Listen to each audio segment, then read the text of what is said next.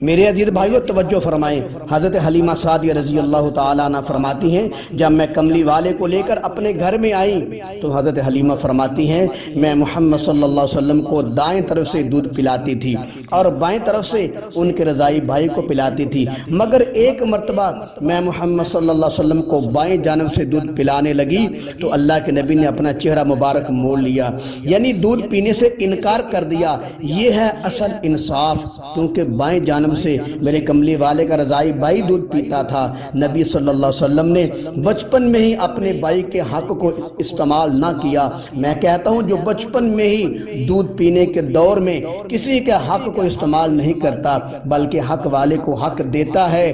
تو کیا وہ جوان ہو کر پھر نبوت بھی مل گئی ہو تو کسی کے حق کو کیسے ضائع کر سکتے ہیں اور کسی کے حق کو چھین کر دوسرے کو کیسے دے سکتے ہیں، جبکہ انصاف کی بنیاد ہی میرے محمد مصطفیٰ نے رکھی ہو، اور انصاف کا صحیح حق سب سے پہلے کملی والے نے ادا کیا ہے۔ محمد صلی اللہ علیہ وسلم کا ایسا کردار اور انصاف جو رہتی دنیا تک زندہ اور جاوید رہے گا کہ بچپن میں بھی انصاف کر کے دکھا دیا۔ جو دودھ پینے کے دنوں میں ہی اتنے عظیم انصاف کا پیکر ہے تو ماننا پڑے گا ان کی اصل میں رہنمائی اللہ خود کر رہا تھا۔ یہ بات حقیقت ہے، میرے کملی والے کا کوئی استاد نہیں ہے، اسی وجہ سے محمد صلی اللہ علیہ وسلم کو امی کہتے ہیں، جس کا معنی یہ ہے جو کسی سے پڑھا ہوا نہ ہو تو جو براہ راست اللہ کا سکھایا ہوا ہو، وہ ایک کا حق چھین کر کسی دوسرے کو کیسے دے سکتا ہے؟ یہ نہیں ہو سکتا۔ نبی علیہ السلام نے خود ابو بکر رضی اللہ عنہ کو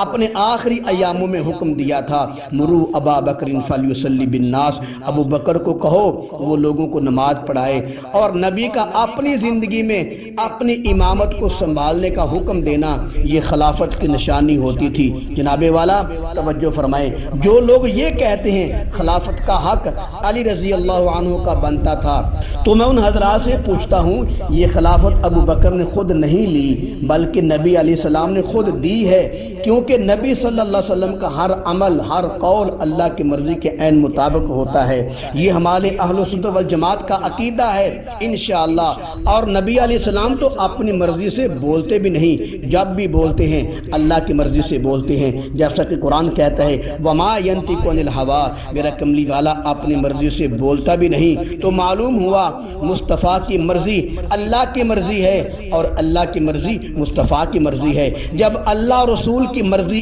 ایک ہے تو پتہ چلا جب نبی علیہ السلام نے ابو بکر کو خلافت دی تو اس میں مصطفیٰ کی بھی مرضی تھی اور خدا کی بھی مرضی تھی، تو یہ خلافت خدا رسول کی مرضی سے طے ہوئی تھی۔ جو لوگ یہ کہتے ہیں نبی علیہ السلام کے بعد خلافت کا حق ابو بکر کا نہیں تھا علی کا تھا، وہ اصل میں یہ بات ثابت کرنا چاہتے ہیں کہ معاذ اللہ نبی علیہ السلام نے انصاف نہیں کیا، نبی صلی اللہ علیہ وسلم نے علی کا حق مارا ہے۔ استغفر اللہ، اس سے صاف پتہ چل رہا ہے کہ یہ علی کا حق منوانے والے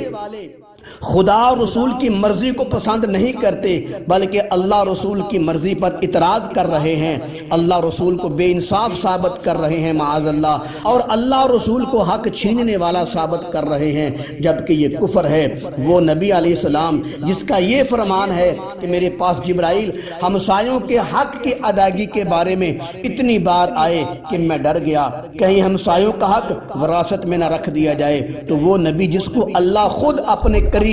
اور ہمسایوں کے بارے میں اتنی تاکید فرما رہے ہیں، تو اگر یہ خلافت کا حق بلا فصل علی رضی اللہ عنہ کا ہوتا تو جو قریبی بھی تھے اور ہمسائے بھی تھے تو نبی علیہ السلام یہ خلافت ابو بکر کو کبھی نہ دیتے بلکہ علی رضی اللہ عنہ کو دیتے۔ تو اللہ رسول کا خلافت ابو بکر کو دینا اس بات کی صاف دلیل ہے کہ ابو بکر ہی خلافت کے حقدار تھے